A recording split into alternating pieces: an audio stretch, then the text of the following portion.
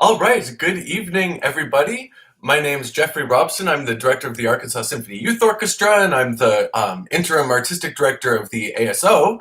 And this is the first live stream for the quite new ASYO Youth YouTube channel, which I'm hoping will grow into a important resource for members of the ASO youth ensembles. So when this is all over, you might want to click subscribe so that you can keep in touch with us and keep informed with what we're trying to pass along to all the students. So the topic for today's discussion workshop is ASYO audition preparation. And this is something that I've been doing for a few years to spread the knowledge of what I and the rest of the judges panel, when we're listening to youth orchestra auditions, are hoping to hear, expecting to hear, and give you some guidance that will help you along the way in your preparation.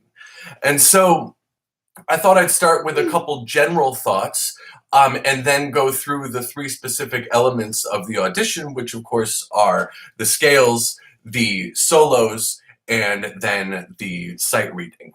But overall, what I always want to impress to everybody is that an audition is not about you playing for people who are waiting for you to make a mistake. What I'm doing when we're listening to an audition is I'm trying to give you the opportunity to show us what you can do and how you can perform at your best. And so your mindset going in should be to have an idea, a plan for how you're going to sound your best. And you're going to be judged by the audition panel on your best playing, not on any mistakes you made or any or moments that you might consider to not be your best playing.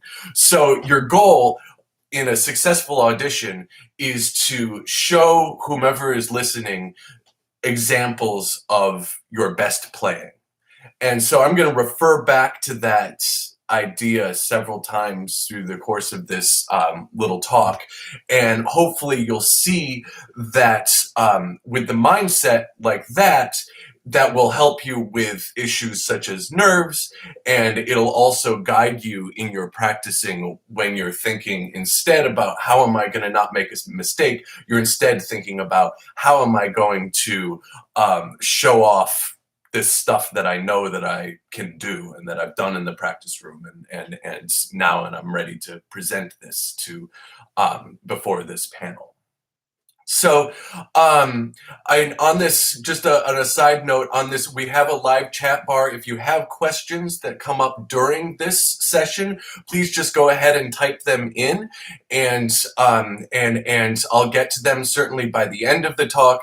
If I miss anything, then you can always comment on the video, which will be saved on the channel under the previous live streams, and I will certainly be checking back, and I will respond to any questions that are left. So, but hopefully I can cover lots of good stuff here. So, like I was saying, there are three elements to the audition, the first of which are the scales, and that's where we'll start. Now, there are the requirements are that you play one major scale and one melodic minor scale. If you're not familiar with what a melodic minor scale is, of the three types of minor scales, you should definitely ask your teacher and work with them on that. It's a very standard thing. You'll want to know your melodic minor scales. The scales, the keys of the scales are of your choice. There's no requirement that you play on a harder scale or an easier scale, and playing a harder scale will not make it more likely that you'll advance, nor will playing a quote-unquote easier scale make it less likely. And I'll explain how. Now, if you're a wind or brass player, you'll want to play 2 octave scales. If you're a string player auditioning for Academy or for ASYO, you'll almost certainly want to play a 3-octave scale for both of them. And on the topic of scales generally, I can't stress enough the importance of knowing them, of knowing your key signatures, and really, when it comes down to it, of being comfortable playing in any key. When you start playing in symphony orchestra, all bets are off in terms of what key you'll be expected to play in. When you first start playing your instrument in school orchestra, we play on the string side, we play a lot of music in the key of G major, in the key of D major, with sharps, and on the wind and brass side, we play a lot of music that's in B flat major and in E flat major, and maybe stretching it from there, A flat and D flat. When you get into symphony orchestra, it's in all the different keys, and that's one of the big leaps up in ASYO, is that you will be expected to be able to play in all the different keys. In the winds, you'll get your parts, and you'll see, oh my goodness, we're in B major here, and and in the strings, oh my goodness, I've never played in G flat major before, and that's just one of those areas where we grow once we get into the ASYO, and that helps create the full sound of the symphony orchestra. So once again, though, you should play scales that show you off playing your best. So if you do play the violin and you're like, I've got a pretty good D flat major scale, you're welcome to do that. And again, you're showing something that you do well. If you're like, no, I can really play really in tune and play really confidently with a G major scale and an A melodic minor scale, then by all means do that. Because the most important thing that you will be able to communicate to the judges during the scale portion of the audition is good intonation, and that is what you really should focus the most on when you're preparing your scales. Knowing those whole steps, knowing those half steps, and really centering the pitch. If you play a wind instrument, making sure each note is right in that center slot. And keeping it in the low register, and keeping the high register, keeping that pitch centered.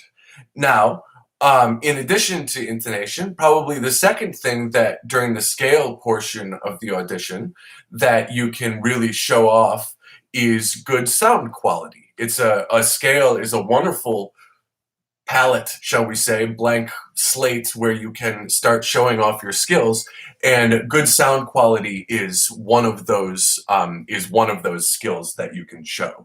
So for the audition, you can play the scales with slurs or without slurs. I think most people choose to play them, string players choose to play them without slurs, but of course, playing an orchestra will require you to do both. And so I thought I would just show what most people usually play a scale with separate notes. I would recommend, I've had one question in advance, how fast should the scales be? For string players, if you play quarter note equals around 80 on the metronome, then I think you'll be in good shape. So not too slow, but definitely not too fast. Because again, what are you trying to show? You're trying to show things that you do well, playing in tune, and good sound quality. So somewhere around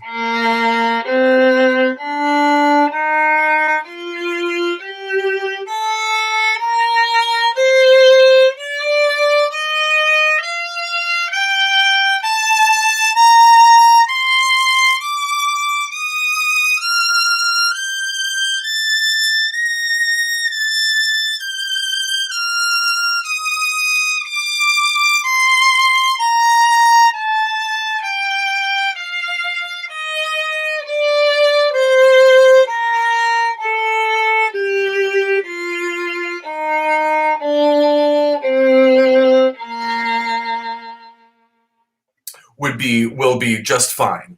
And so I get I get questions often about whether you should play scales with vibrato. I know, this is really a matter of personal preference, and again, you will not be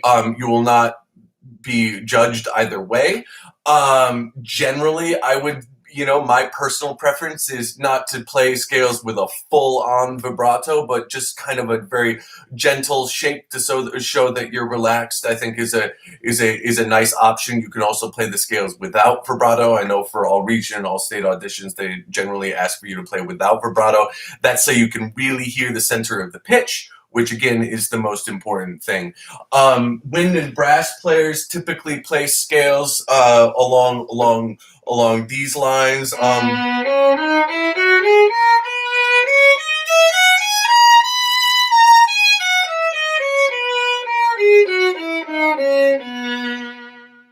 I often get a question from wind players: is it okay to play the first note before you start, like in audition? Procedure, and yes, that is okay. There's no problem with that at all. But again, often wind players will come in and play the scales maybe too fast, and it doesn't allow us to hear the center of the pitch. And what we really, again, want to hear is that center of the pitch and that tone quality. So not too fast, not too slow. And again, strings, quarter note equals 80, I think is a great tempo. 3 octaves for the strings, 2 octaves for the winds and brass, and I think you'll be in good shape. And again, always focusing on how am I going to demonstrate that which I do best for this panel. And if you play moments that are absolutely your best, and then you miss a shift or you crack a note, if you've demonstrated what you can do best, then you've succeeded so far. So I think that is something you want to keep in your mindset. That again, in an audition like this, a mistake does not devastate you, and you shouldn't let it derail you during the course of the audition, because there's what you're trying to accomplish is to show that which you can do really, really well, which I'm sure you all will. So with regards to the second part of the audition, which I think we'll go on to now, the solos. Now, I often get questions about this too, because I think a lot of people tend to sort of agonize over what to play, what solos to play, and the requirements state 2 contrasting solos, or two pieces of contrasting style and tempo. And I would like to challenge everyone to select 2 solos or 2 excerpts or 2 etudes that really do sound totally different from each other. And let me explain a little bit about what that means. Especially for string players, I would say pieces by 2 different composers that represent 2 different time periods, and therefore styles of playing would really be ideal. Like if you're going to play a Bach or a Vivaldi piece for one of them, and maybe for your fast one, you might consider playing something that's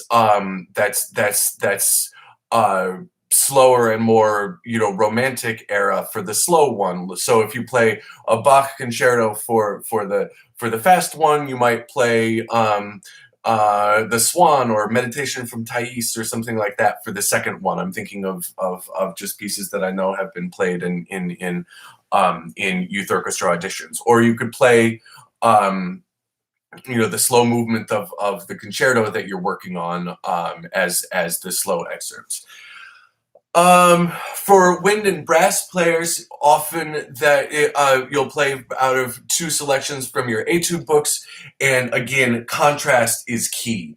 What I want to hear is I want to hear an excerpt that shows that you can play lyrically. If you play a wind instrument that does play with vibrato, I want to hear the vibrato. I want to hear how the vibrato connects from note to note. and how the center of pitch is maintained through those long lines. And then I also want to hear in the fast piece clear, articulate tonguing and good clean starts and finishes to notes, and just all in all a healthy variety of articulations that show that you really understand that there are different note lengths that you'll have to play, and that you'll be embracing that when you're playing in the symphony orchestra. So I would, in selecting your pieces, I would suggest that you choose pieces that are not brand new to you, certainly, that you've worked on quite a bit and are quite comfortable with, that are not, this is not the first time you've been playing, that you've played them for anyone, certainly that you've worked on with your teacher. But I would not go back to something that you played last year. You want to play something that is a challenge to you, because again, like I've been reinforcing from the beginning, you are trying to demonstrate the top of your ability, the best playing that you can do. And so you do want to take a chance and show some of the most advanced technique that you've been studying so far. So it's a little bit of a balance. You want to pick pieces that are a challenge to you, and you want to pick pieces that you play well. And I know that for all of you that there's that pathway right in the middle, between really challenging yourself to play something that's difficult for you, but something that you feel like is pretty well in your fingers and chops at that point.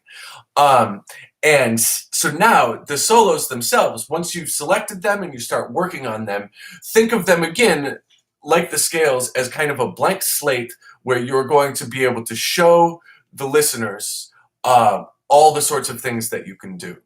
And of course, the more things that are asked for in the music, the more you'll be able to demonstrate, and that's hence the challenge part. Dynamics are critical. If you play a piece of music that has dynamics indicated in the part, and you kind of pass over them, then that's a missed opportunity to show how responsive of a musician you are to the panels. If you really do them, then again, that's another checked box in terms of you demonstrating all of what you are as a musician. For string players, I love to see a variety of bow strokes in the selections that you choose. I really want to see you use all the different parts of the bow. Very often people who are not quite ready, one of the things that holds them back a little bit is they end up kind of only in the upper part of the bow, and it's so you're playing.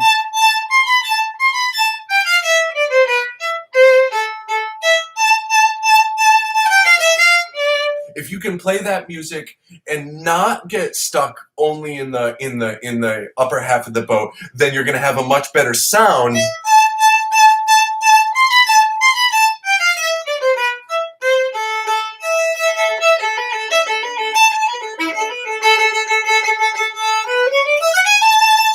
And you'll be able to demonstrate a much more kind of elevated and mature level of playing. So, and if you can show some short strokes where you let the bow come off the string a little bit, that's again a demonstration of a more advanced technique that once you get into the ASYO, you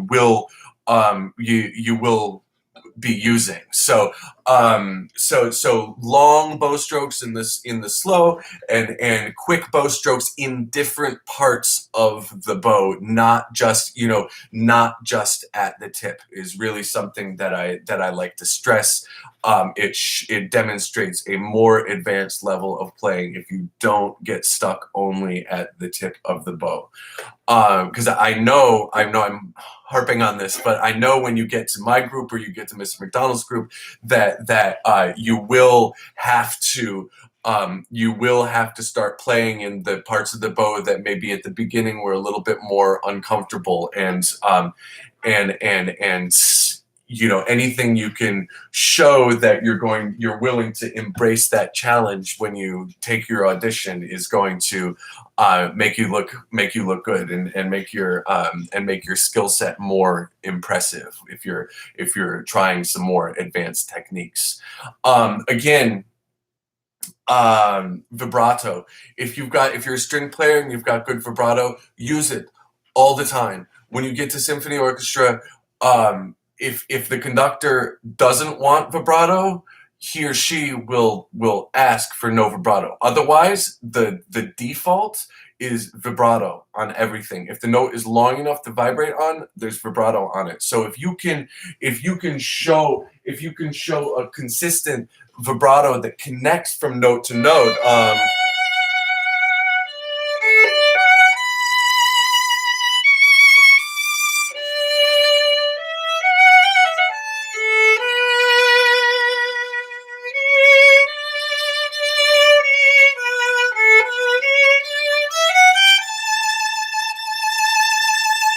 on all four fingers and matching, then you will be really putting yourself at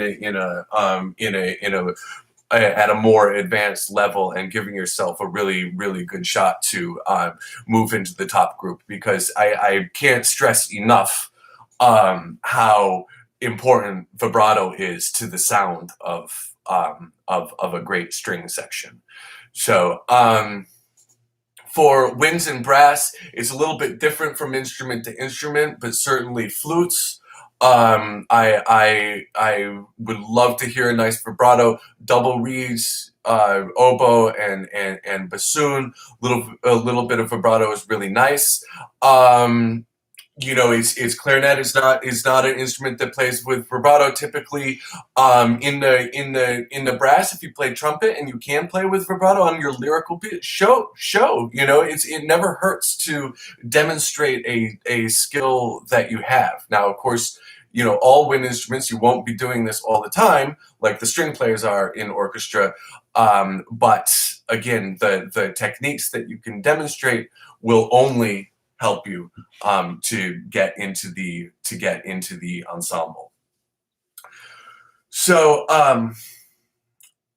if at any point you're wondering whether the selections that you've chosen are appropriate, feel free to throw those questions into the comments, or to if you're in one of the ASO youth ensembles right now, all of your head moms who send you the emails to keep you updated can get in touch with me, and you can always get in touch with me and ask whether these are appropriate selections for my group.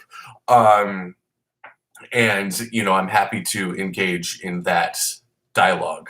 So don't leave yourself wondering. If I think it's borderline, I'll tell you it's borderline. And if it's otherwise, I think it's a great selection. If you play it and demonstrate the things that you can do, then you'll be in really good shape. So then.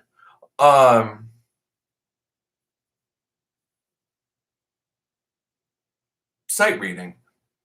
That's just checking my notes, make sure I covered everything, which I think I did.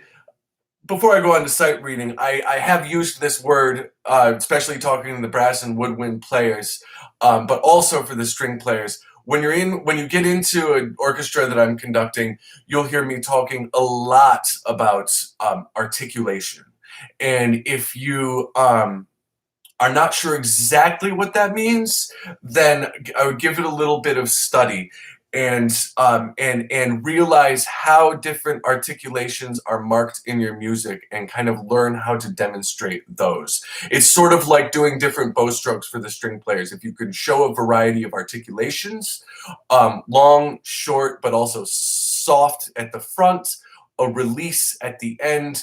Articulations is about the start of the note, and it's also about the end of the note, and the length of the note. So really make a careful study and a plan for how you intend to address articulations in your music. And I feel like that could probably be another class topic all of itself. So maybe that's something to think about. And again, if you have questions, put them in the comments, put them in the chat, and we'll talk about them. So now, sight reading. I know sight reading is a topic that that gives a lot of people anxiety. Yes, you can practice sight reading, and I'm going to tell you how. So the easiest way is to actually work with your private instructor. Maybe the last few minutes of your lessons, your teacher would be willing to pull out some music and just have you sight read. But there's a kind of basic technique and goal to it that I think if you understand, you'll be able to demonstrate what you need to. So sight reading is not about perfection. Nobody's going to play perfectly in their sight reading. It's about how quickly you're able to process and kind of intellectualize, if you will, the music that's on a page, and kind of get it to interpret it in real time into something that resembles what it's supposed to be. And so with sight reading, the way to start, I'm going to use a little analogy here, is to start with by picking the low-hanging fruit, the easy stuff. What's that? That's the key signature. That's the time signature. Is there a tempo marking? Is there a dynamic marking? And if you look at those four things before you even start, you're well on your way to showing the panel that when you look at a piece of music, you're paying attention to details, and you haven't even played played the first note, perhaps. So again, that's easy, and that's something you can just train yourself to do, which is, okay, piece of music just was put in front of me. Before I freak out, I'm going to take a deep breath and look at the key signature. Look at the time signature. Look at the tempo marking. See if there's a dynamic marking.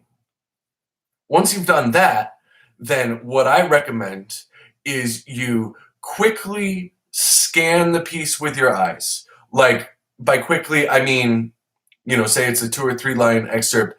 You look at it for 2 or 3 seconds, not trying to play through it in your mind.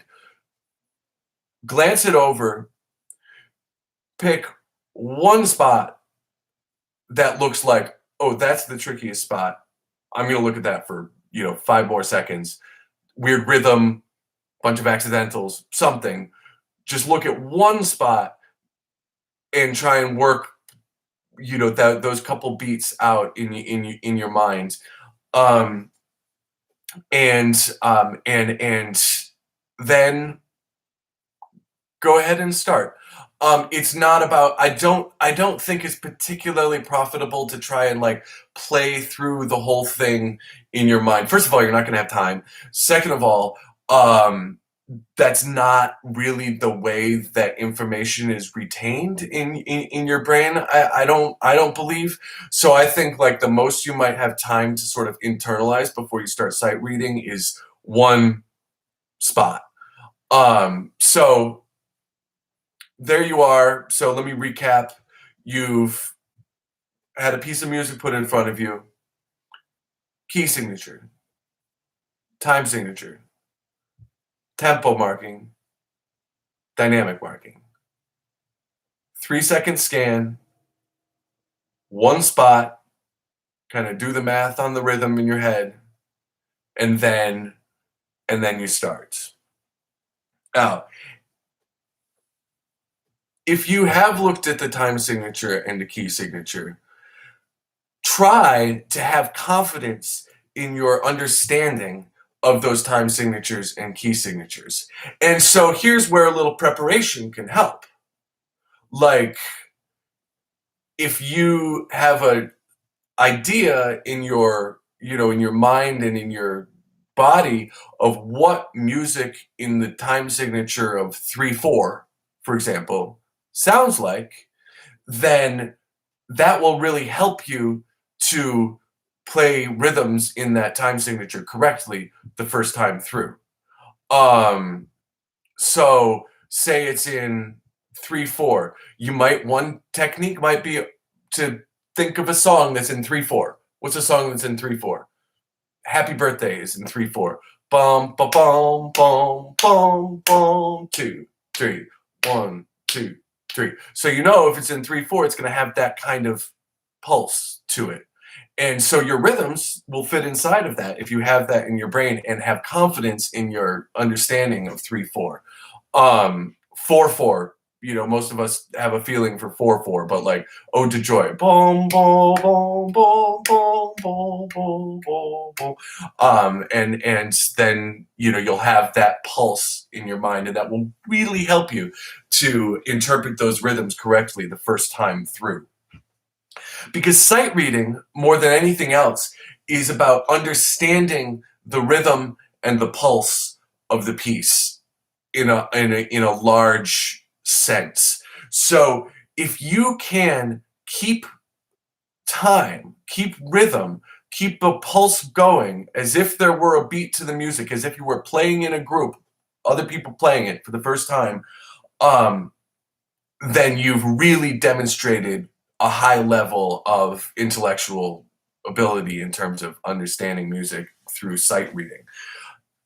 Notice I haven't said anything about playing all of the right notes yet. If you can keep the time, even if you're missing notes, that can count as a standout performance. Nobody, when at the ASO, when a program changes and all of a sudden we're in rehearsal with the full orchestra and it's a brand new piece of music that nobody's ever seen before on our stands. It happens. It could happen in ASYO as well. It's everyone who's in the group could probably attest to that. That's why we do sight reading, is because we need this skill. Missing notes is expected. No one's going to mark points off for missing notes. But if you can have a good sense of the general rhythm of the piece, that will make you and you can show that will make you a standout candidate in terms of your sight reading. So to recap, sight reading, once again, piece of music is put in front of you. Key signature, understand it, know what it means. Time signature, understand it, know what it means. Tempo, if there's not a tempo marking, the person listening to your audition will probably give you a tempo, or you can ask for one. And dynamic marking. If it says piano at the beginning of your sight reading and you come in softly, that means you're really paying attention, because not everyone will do that, because again, in the moment, it's like, oh my goodness, I'm looking at all this stuff. Have a plan. Look at those four things. 3-second scan, find a tricky spot, work it out in your mind, and then start. Keep the time, keep a general sense of the pulse, even if you're missing notes. And you will prove yourself to be a standout candidate, and I think you'll do really, really well. So that's sort of the gist of what I would advise as you prepare for an audition. Just to recap the largest points, again, playing an audition is about demonstrating what you can do best. And so what this means is you're not agonizing over mistakes. You're not going to be judged on your mistakes. Everyone's going to make them. But what I'm certainly encouraging you to try to do, and what I'm certainly listening for, is I'm listening for those moments during your audition when you're sounding your best. And I'll make the determination of which group you be placed in based on your best sounding moments. So if you aim high and you make your best sounding moments sound really great, you'll do really well. And so, continuing the recap, selecting your solos will can go a long ways toward helping you sound your best. Pick stuff that's challenging for you, but that's not too new, because you don't want it to have just been you don't want to have had one lesson on it before you play it for an audition, because you probably won't be able to play your best in that case. Scales, showing what you can do. Intonation, sound quality. Those are the two things you can really show off. Little bit of vibrato if you want to. Intonation, sound quality, strings, quarter note equals 80, brass and winds, center of pitch, keeping the center of pitch in the low end, and at the high end, ideally kind of an even dynamic as well will really help you out a bunch. So, in terms of nerves, I know I often get this question about, how do you not be nervous? And truthfully, everyone will probably be a little bit nervous. And so there's two things you can do. You can kind of tackle the problem from both sides. One side is you can practice being nervous. And so what that means is find someone to play for, or find some situation as a kind of practice audition where you'll be a little bit nervous. Call your best friends, maybe for your teacher, or maybe not your regular teacher that you play for. Hey, can I play my audition music for you?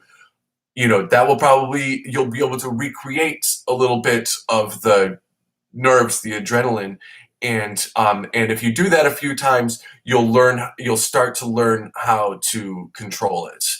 And so definitely a little bit of experience playing with those nerves will help in the long run to control the nerves. That's one side. The other side is a little bit more of my kind of philosophy on this. But when you're performing, you are, in one way or another, kind of acting, right? You're projecting something. You're projecting the music, communicating to an audience, and so to an extent, you're acting. And so something I like to tell people about performing with nerves is try to just pretend like you're not nervous. And I know that probably sounds crazy, but this is something that's worked a little bit for me in the past. If you go in there and you're, shaking with nerves, but you act confident and you breathe deeply. Breathing deeply is very, very important to controlling your heart rate and controlling your nerves. Breathe deeply, act confident, and play. You will actually find that your nerves will settle, and you can get through the performance without sort of debilitating performance anxiety. And so it's a hard thing. Everyone has their own tricks to what they do to combat it, but experience playing for someone in advance that will make you a little bit nervous, so you know what it's going to feel like, and then just getting in there and kind of acting like you're confident until you actually are, and you'll be in good shape. So I have one question in the chat. That one of the question is, one of my pieces is about 7 minutes long, but it's in 3 movements. Is that okay?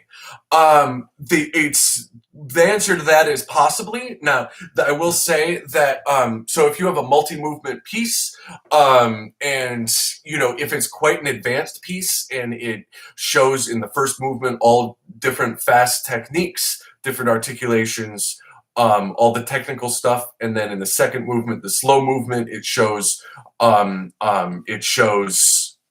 legato, lyrical, it's very very connected playing. Then yes, that can work. I generally think you're usually safer playing two things by two different composers, so you can show different styles. But two movements of one work that really contrast with each other, if they really do contrast, can work. So it's about just making sure you cover as many bases as possible with the styles of music that you're selecting. The follow-up to that, how long would you spend studying the music before you begin to play? I think what that's asking, and you can clarify in the chat if you like, is how long would you study a piece before performing it at an audition? Again, it does depend on how advanced the piece is. You know, if you're auditioning for the Academy Orchestra, the pieces are not as long, they're not as complex. You probably won't have to spend as long, but certainly, in sight reading. Okay, I'll come back to that. But I think if you're auditioning for Academy, you know, I don't think you should play anything that you've been playing for less than a month. And if you're auditioning for youth orchestra, you should probably have more time than that in the piece. If you're really, it's something that you've really got at performance level. You know, make sure you've worked through the whole thing with your teacher several occasions, that you're pretty comfortable with it. In sight reading, let's time it. What are the four things? We're doing a little review here for how long to look at the music. So we can keep a counter here. We've got our four things. So if the music gets put in front of you now, key signatures, A major, okay, 3 sharps, time signatures, 3/4, so okay, it's in 3/4, it's like a waltz. Is there a tempo marking? It says allegro moderato, so just sort of ordinary speed, not too fast. Dynamic, oh, it's mezzo forte. Okay, now I'm gonna look at one spot. Bum ba da da da bum bum bum bum. Okay, and I'm ready to go. That was exactly 30 seconds. It's about 32 seconds. So let's say about 30 seconds would be a good amount of time to look over your sight reading before you start playing, because sight reading is sight reading, and you can really show a lot of your musical intellect that way. I'm just checking. I had a couple other written questions. I want to make sure that I've covered. I did have a question about selecting which group you're auditioning for, and I think it was specifically if you're in prep or prelude, or if you're in prep and you think you want to audition straight for Academy, you are welcome to do that. I would, you'll in the end you'll be placed in the group that you're placed in, but you're welcome to aim high. Certainly, again, if you're a string player and you're auditioning for Academy Orchestra, it removes a lot of question marks from your playing if you do those 3 octave scales, because it's I know Mr. McDonald and myself, we want to see playing in multiple positions that you're comfortable with, and if your solo only has like say you're auditioning for Academy Orchestra and you're playing Dvorak Humoresque, or that Vivaldi A minor that I played for you, excerpted a little while ago. There's only, there's a few spots in 3rd position and the rest is in 1st position. If you went up to 5th or 6th position and then back down in your scales, you'd be demonstrating more that you knew. So that's really important. So, but if you think you're ready, then you're in control of what you put on the form, and so we'll be there to listen. But just challenge yourself to really play the most advanced music that you have prepared, and we'll go from there. So I do hope that you've all found this informative, and we're going to keep this stream up on the ASYO Youth YouTube channel that you can refer back to it. You can ask questions, and I'd love to have a discussion with anybody to help clarify anything that we discussed during this session. And otherwise, good luck. Subscribe to the channel. We're working on having a lot of really interesting content and resources from myself and other ASO members on there, as well as recordings of pieces that we'll be playing in the future and that we've played in the past, and some of my favorite recordings, and also ASYO member performances. You'll see there's a few up there already, and we want more, so feel free to submit if you think there's something that would be valuable to go on this on one of those playlists. Just shoot a link in an email to me, or put it in the discussion board, and we'll make sure that it gets up there. So I think that concludes our session for today, and thank you all for tuning in and checking out the audition preparation. Having an idea of having a plan for what you're trying to accomplish in the audition is a big first step towards succeeding. So best of luck to you all. I know I'm not going to get to hear you until August this time, so that's a little bit different, but it will come, and we're going to be back playing music together live just as soon as we can, and I can't wait for that, of course, as I'm sure you all can't as well. But until then, practice hard and study hard, and take care of yourselves and your families, and we will see you soon. Take care.